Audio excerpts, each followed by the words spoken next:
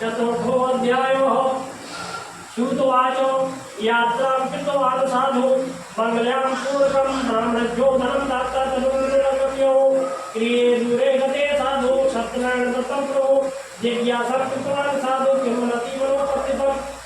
सूची महाराज बोले कि उन बनियों के बंधन विधान पूर्वक यात्रा आरंभ की। ब्राह्मणों को धन देकर के नगर को जाने लगे। उन वैश्यों को कुछ दूर जाने पर सत्यनारायण भगवान ने मन में बात की जानने के लिए पूछा कि इनके मन में क्या है, बनिया ये सही हुए कि नहीं, इनके मन में क्या है। तो भगवान पूछने लगे कि आपकी इस नाव में क्या है। तो हंस करके बनिया बोला कि आपको धन चढ़ाने की क्या इच्छा है।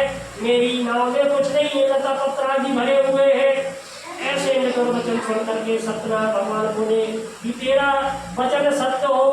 ऐसा कह करके दंडी उनके पास से दूर चले गए भगवान, और वहां जाकर के कुछ दूर जाकर के समुद्र के किनारे भगवान बैठ गए। दंडी बेताली भगवान नारायण के चले जाने पर नित्य क्रिया करके उसने अपनी नाव को जल के ऊपर उठी देख करके तवज्जो में पड़ गया हुआ है बनिया की ये तो जल के ऊपर उतरा रही है नाव। तो नाव में जाकर के देखा तो लता पत्र आदि भरे हुए थे। वह मुंह से धो करके गिर पड़ा। थोड़ी देर में सावधान होने पर बनियों को महान चिंता हुई। तब उसकी पुत्री का पति अर्थात जमाई है वचन बोला कि शोक क्यों करते हुए है, दंडी भगवान का श्राप है। यह तो भगवान ने श्राप दिया है आपको। तब दंडी सब कुछ करने में समर्थ है, यह संशय नहीं है। यदि उनकी शरण में चलोगे तो भविष्य में आपकी मनोकामनाएं पूरी होगी। सामान में ऐसे वचन सुन करके बनिया दंडी महाराज के पास गया और उनको देख करके भक्ति पूर्वक प्रणाम करने वाला बोला कि हे भगवान, जो मैंने आपसे सन्मुख कहा है वह मेरा अपराध क्षमा करो। ऐसा कह करके भगवान को बारंबार प्रणाम करने लगा और व्याकुल होने लगा। उसे विराम करके देख करके दंडी महाराज बोले कि वैसे मत रो और मेरा वचन सुनो कि तुम मेरी पूजा करके विमुख हो रहे हो। हे मूर्ख, तुमने मेरी आज्ञा की है, इससे तुमको बार बार तुमको दुख हो रहा है। भगवान के ऐसे बात सुन करके भगवान की स्तुति करने लगा। साधु वैश्य बोला कि हे प्रभु, आपकी माया से ब्रह्मादि देवता जी मोह में पड़ गए हैं। आपके वैकुंठ चीन को नहीं जान सकता। मैं तो आश्चर्य में पड़ गया हूँ। मैं तो मूर्ख हूँ, मैं आपको कैसे जान सकता हूँ। आपकी माया में मोहित हो गया हूँ मैं। अब आप प्रसन्न हो गए भगवान, जैसा मेरा धर्म है वैसा विस्तार पूर्वक कर दीजिएगा। आपकी मैं पूजा करूँगा। मेरा पहले जैसा धनादि कर दीजिएगा। मैं आपकी शरण में हूँ, मेरी अपराध क्षमा कर दीजिए भगवान। ऐसे भक्त से भरे हुए वचनों को वैश्य के सुन करके भगवान प्रसन्न हो गए और वैश्य को मोह मांगा पर दे करके भगवान अंतर ध्यान हो गए। तब वह नाव पर सवार हुआ तो धन से नाव उसकी मृगई भरी हुई। तब वैश्य बोला कि सत्यनारायण भगवान की कृपा से मेरा मनोरथ पूर्ण हुआ है। ऐसा कह करके उसने वहीं पर सत्यनारायण भगवान की छत को बुला करके विधि पूर्वक सत्यनारायण भगवान का पूजन किया। सत्यनारायण भगवान की कृपा से प्रसन्न हो गया और परिपूर्णापो होकर के अपने रत्न को गया, अपने देश को चल दिया। वह बनिया अपने देश को चला गया, अपने घर को चला गया। वह सत्य जमाई से बोला कि मेरी रत्न पूरी आ गई है, मेरा घर आ गया है। फिर अपने धन रक्षकों दूतों को घर पर भेज दिया। वह दूत लगा हो गया। साधु में समझिया स्त्री से बोला, वह दूत हाथ जोड़ करके बोला कि सेठ जी सभी नगर के सभी आ गए हैं। ऐसा वचन बोल करके जमाई और भानु से सभी सेठ जी नगर के समीप आ गए हैं। दूत के ऐसे मुख्य वचन सुन करके उसकी स्त्री लीलावती महान सुखी हुई और सत्यनारायण भगवान की पूजा करके अपनी पुत्री से बोली कि हे पुत्री, मैं तो साधु के दर्शन के लिए जाती हूँ, तू जल्दी आना। माता के यह वचन सुन करके व्रत को समाप्त कर दिया और उसने कहा प्रसाद त्याग लेते चली गई। वह लड़की प्रसाद त्याग करके तो भगवान उस पर रुष्ट हो गए।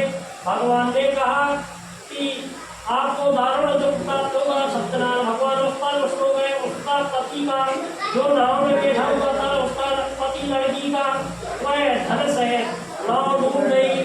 सब धन सहित जब कलावती कन्या अपने पति से नहीं देख पाई, दर्शन नहीं पा सकी। वह लड़की शोक से व्याकुल होती रोती रोती घूम करके पड़ी। वह लड़की जो भी हुई ना बता, महंत की कन्या को देख करके वह साधु वैश्य मन में भयभीत होकर के कहने लगा कि है क्या आश्चर्य हुआ है। माताएं भी चिंता करने लगे। तब लीलावती अपनी कन्या को देख करके व्याकुल हुई और दुख विलाप करने लगी। अपने पति से बोली कि इस समय नाव से छिद्र कैसे हो गई, न जाने कौन से देवता का प्रकोप नाव हर ले गई है। सत्यनारायण की महिमा को जानने में किसमें शक्ति है। ऐसा कहकर भाई बंधु दशरथ विलाप करने लगे। फिर लीलावती अपनी कन्या को गोद में लेकर रोने लगी। कलावती कन्या का पति नष्ट होने पर दुखी कन्या पति घरों लेकर के आई और पीछे मरने के लिए कहने लगी मैं तो मर जाऊंगी, मेरा पति नहीं है तो मैं अकेले क्या करूंगी जी करके।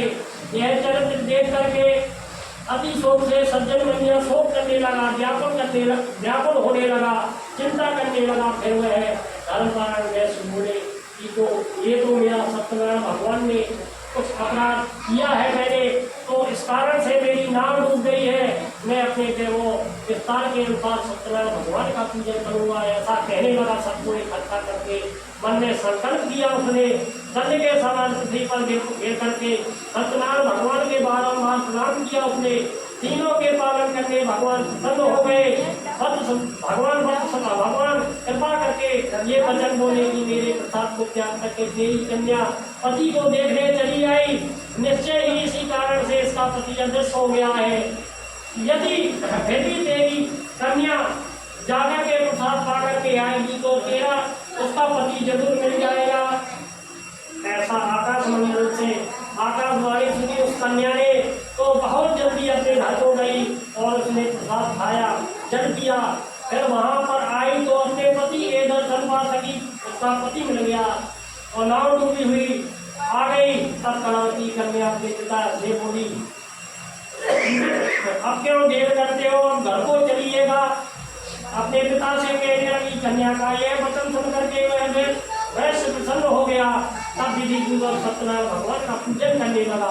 भाई बंधुओं को बुला करके धन जन के अपने निवास स्थान को गया। आगे में हर पूर्णमासी और हर संक्रांति को सत्यनारायण भगवान का पूजन करने लगा। नियम पूरा सत्यनारायण भगवान की कृपा से जब तक इस लोक में रहे सुख भोगते रहे। अंत में वैष्णो धाम को गए, वैकुंठ धाम को गए।